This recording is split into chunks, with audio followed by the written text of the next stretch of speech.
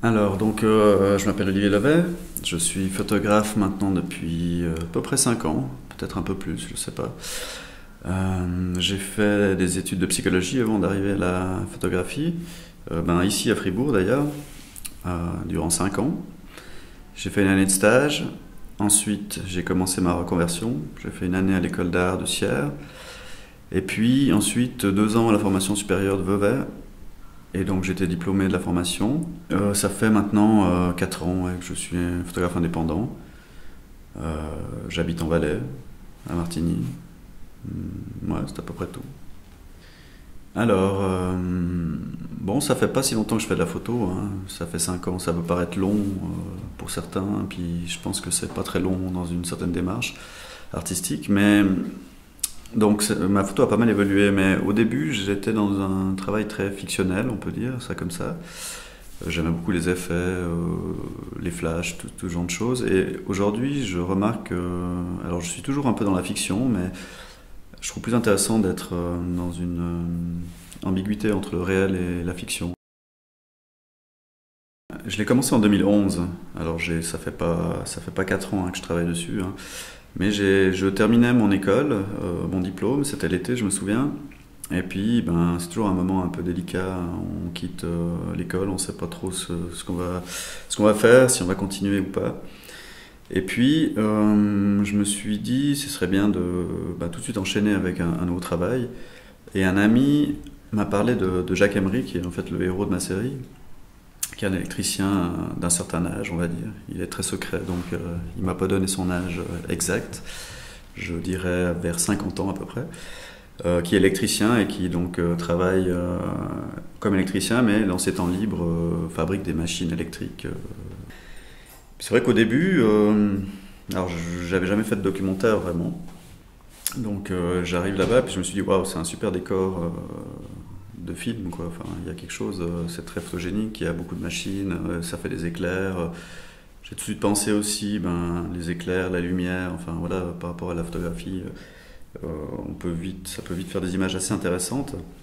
J'ai remarqué qu'en photographiant un peu son entourage, c'est ce qui construisait, aussi les décorations qu'il avait au mur, enfin tout le monde qu'il avait recréé dans sa cave, finalement ça parlait de ce personnage-là, de Jacques, et pas forcément de l'électricité pure. Et puis bon, si on peut parler de la relation entre documentaire et fiction, c'est vrai que, alors d'un côté documentaire, on a Jacques Emery qui existe, qui crée ses machines, tout ça. Mais pour moi, ce qui m'intéressait, c'était plutôt, je voyais ça comme un support à une fiction que je pourrais créer, voilà. Et j'ai l'impression que les gens se remarquent pas tellement le saut qu'il y a entre le réel et la photo prise. Que ce soit un grand angle qui agrandit une pièce, que ce soit un temps pose long qui capte plusieurs éclairs, que ce soit, par exemple, Jacques Emery n'est jamais représenté, vraiment, il n'y a jamais un vrai portrait de lui dans la série. Alors, bon, premièrement, il n'était pas très chaud à se faire photographier. Alors, j'en ai quand même fait plusieurs après coup, mais bon, c'était pas très intéressant. Et puis, de nouveau, il y avait quelque chose de beaucoup plus. C'est intéressant à cacher le visage de ce Jacques, finalement. Les projections, je pense, sont plus grandes. Ça crée du mystère autour de lui. Alors, il apparaît une seule fois à la fin. Et il pose pas, c'est plutôt une sorte d'accident. Puissance Foudre, c'est le nom de son site, de son blog sur lequel il travaille, où il présente ses machines comme ça. Donc c'est pas moi qui ai donné ce nom, mais j'aimais bien Puissance Foudre. Alors déjà, il y avait ce côté un peu documentaire, c'est pas moi qui ai donné le titre. Et puis il y a la puissance, puis il y a la foudre. Et voilà, il y a le projet un peu fou de Jacques Emery de recréer voilà, la foudre dans sa cave, quoi. Il y a un côté un peu démiurgique où j'aime bien parler de la figure de Prométhée un peu, ce côté un peu mythologique de ce gars qui finalement vole le feu. Voilà, c'est un peu ce qu'il fait, quoi. Et de renforcer ce côté-là, un peu ce côté mystique aussi. Je trouvais beaucoup plus beau, beaucoup plus, je sais pas, peut-être ça nous parlait plus de notre condition humaine un peu que de simplement dire ce gars-là, voilà, il s'embête un peu puis il fait des trucs bizarres dans sa cave. Enfin, je veux dire, ce discours-là m'intéressait pas, il me paraissait un peu facile et puis au final, voilà quoi. Mon intention à moi finalement dans ce travail-là, c'est pas de présenter l'œuvre de Jacques Emery, c'est plutôt de l'utiliser comme un support pour voyager un peu, ou pour se... Alors, voyager c'est peut-être un peu bateau, mais pour projeter des choses ou rentrer dans un univers différent, voilà, d'être... voilà, c'est plutôt ça mon intention, donc je suis plutôt fictionnel dans l'intention que j'ai. Après, dans les moyens que j'utilise, je suis un peu entre deux, quoi. Je pense que je parlais un peu de mise en scène avant, mais c'est des mises en scène alors super minimales. C'est juste demander à Jacques de se mettre devant son projecteur, par exemple, pour faire un contre-jour. Alors oui, c'est de la mise en scène, mais voilà, les machines, c'est lui qui les a créées, elles fonctionnent. Jacques lui-même est dans une autofiction, dans un sens. Euh, il invente, alors il crée ses machines, il invente les noms des légendes. Il a une bobine Tesla qui est un peu sa meilleure machine, on va dire, machine préférée, qui fait des arcs à 1 400 000 volts, je crois. Enfin, un truc, quand il l'allume, c'est assez effrayant. On se met face à la machine, il tourne des clés comme ça, un peu comme dans les films. Tout d'un coup, il y a un gyrophare qui commence à s'allumer, ensuite il y a une alarme, et puis la machine ensuite s'allume. Enfin bref, toutes ces choses-là sont des choses qu'il construit lui-même. Le personnage de Jacques Emery est un peu distordu par rapport à ma vision, quoi. C'est qu'est-ce que j'en fais. De nouveau, je pense que en soi, c'est pas lui l'intérêt de cette série. Alors je disais avant que c'était lui l'intérêt. Alors c'est pas ses machines, c'est plus lui, mais encore c'est pas lui vraiment. C'est peut-être ce qui peut représenter d'autres choses, quoi. Lui, finalement, c'est un homme qui a un hobby peut-être un peu plus bizarre que celui qui collectionne, je sais pas, les pièces de monnaie. Enfin, quoique, je suis pas sûr que ce soit pas aussi bizarre, mais ben, en m'intéressant à son travail, j'ai intéressé plein de gens aussi à ce travail-là.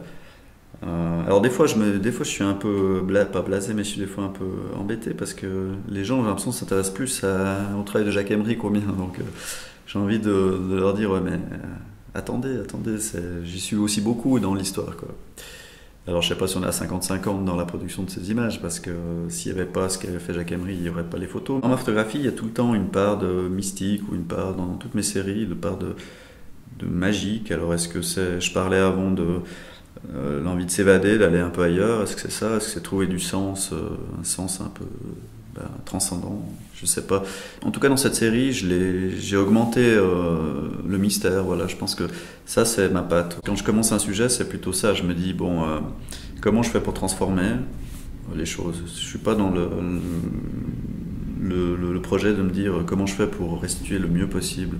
Il y en a déjà des fois qui sont là, qui prennent des chartes de gris pour se dire la couleur, la température de couleur à ce moment-là est géniale, quoi.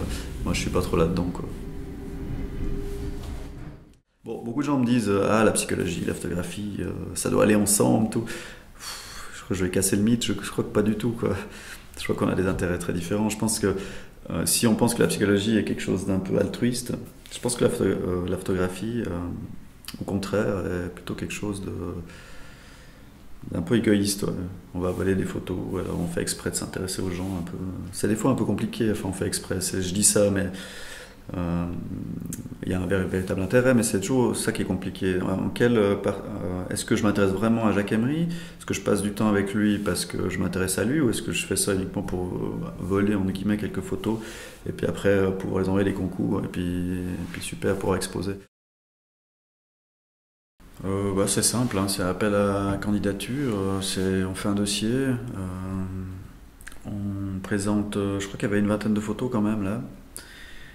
J'avais aussi fait un plan d'accrochage, je pense, qui est assez utile, qui présente ma série dans une autre forme, enfin, sur un accrochage au mur avec des qu'on appelle ça des caissons lumineux, enfin, des papiers affiches, enfin, une sorte de quelque chose d'un peu plus contemporain, qui sort d'ailleurs du documentaire, je trouve. Et puis on envoie, et puis il y a un jury, et puis voilà. Si on a de la chance, si le travail est bon. Je pense qu'il y a énormément de bons boulots qui ne sont pas pris, quoi. C'est ça qui est terrible. Je crois qu'il y a 722 dossiers. Alors vous voyez, ça fait un bon paquet, et puis ils en gardent 10. Voilà, quoi. Je veux dire, il y a plein de gens qui sont bons, qui ne sont pas sélectionnés. Alors ils sont sélectionnés dans d'autres festivals qui ont peut-être une autre vision. C'est un peu de chance. Après le sujet, peut-être... c'est compliqué parce qu'il y a des fois des sujets très forts. socialement parlant, d'autres qui sont plus rigolos. Puissance Food me paraît un peu entre deux, quoi. Il y a un côté très ludique, le côté social est pas très important, mais il est quand même un peu là, je trouve. C'est pas comme si j'avais inventé de toutes pièces tout ça, quoi. Là, je pense que ça aurait une autre résonance. Donc voilà, je sais pas. Pourquoi cette série-là marchait bien, je sais pas.